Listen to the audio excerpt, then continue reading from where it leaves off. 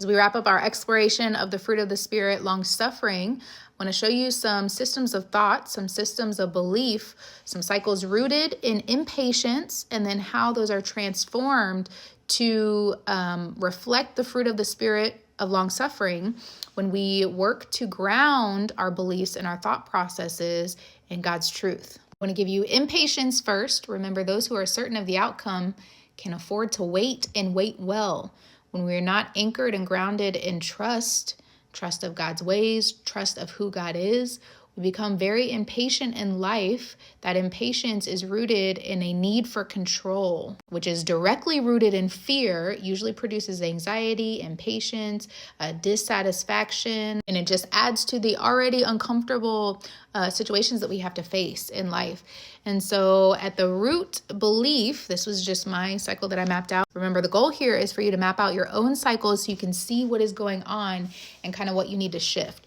So my core belief, the first half of my life, things should happen on my timeline or they're not worth it. The world tells us, make life what you want it. You have to go out there and make things happen, right? All of these cute quotes that sound good, if they're not rooted in truth, there's a lot of deception in it. It leads us to look at life through the lens of waiting is a waste of time. I'm falling behind. I just remember feeling behind the first half of my life. I see this a lot with women who want to get married, have kids, right? They feel a sense of their clock ticking, their life passing them by, so they have to hurry up and make decisions in their own timing instead of allowing God to do that for them. Right? I was one of these women in the first half of my life, so I could talk about it. And so because I seen the world that way, why is this taking so long? I don't have time for this. I'll just do everything myself. I have to do everything on my own.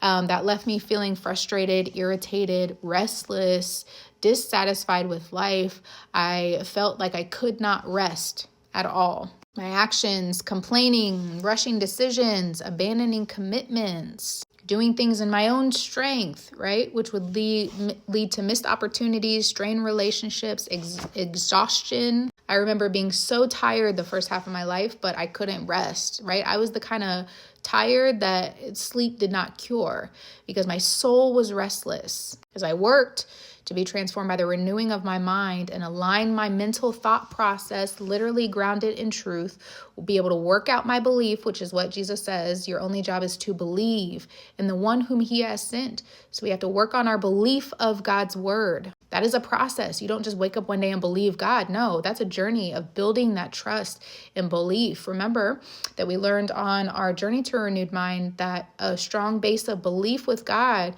is built on two things, trust plus experience. How willing are you to trust God, and how many experiences do you have to pull from? This is the powerful thing in listening to the way that God has worked in other people's lives, hearing other people's testimonies, because we can think about how God has come through for somebody else and it builds our faith until we get to the point of where we have our own experiences to pull from. Your experience with God will always override what you've heard about somebody else's experience. So the first half of my life, I lived where I did not give God room to work in my life. I would just solely go based off what God could do for other people, but I didn't really have my own experiences to pull from. Big mistake. That's why my foundation was faulty. As I learned to set my life on a foundation of truth, my belief became God's timing is perfect and he is teaching me through this waiting time. I began to see life through the perception because that was my rooted belief. I'm now seeing life through the perception that delays our opportunities for growth and trust.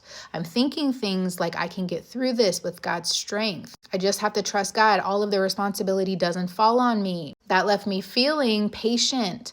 I felt a sense of calmness, right? I'm in a state of peace, which is the absence of intense emotions. These intense emotions we feel, like being rushed, stress, anxiety, fear, all of those things. No, we're living in a state of peace, which is the absence of those intense emotions. We learn when we explore the fruit of peace that the purpose of living from a state of peace is to be able to use God's word to cut things down at the root when we see them coming. So from a state of peace, if I see a situation that is happening that could potentially stress me out, right?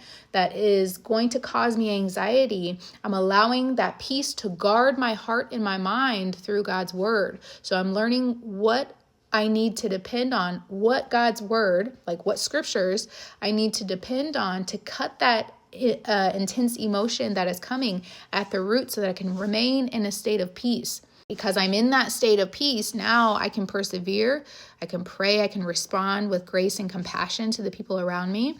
And then because of that, I'm growing in character, I'm growing in faith through the unchallenging, uncertain times. I'm rewarded at the end, right? The joy that I feel, the reward that I have at the end of that period of time where I'm waiting or things are uncertain or it's kind of difficult or uncomfortable for me to get through. The reward on the other side of that now is sweeter, it's better.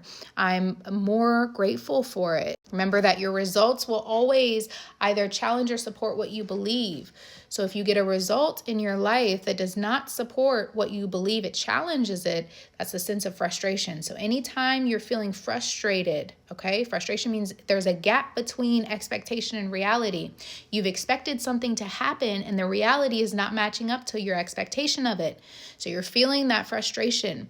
That's a cue to map out your cycle so you can visually see what is going on and where you need to make some changes. As we develop the skill of patience and we're being able to be led by the fruit of the spirit of long suffering, it directly paves the way for gentleness, allows us to be gentle with others, gentle in the way that we see things, gentle with ourselves and others in the way that we approach things, the way we say things, the way we live our life. So the next fruit of the spirit that we're going to discuss is gentleness. Gentleness is not weakness, it's strength under control, and it enables us to approach others with humility, kindness, and care, even in difficult situations.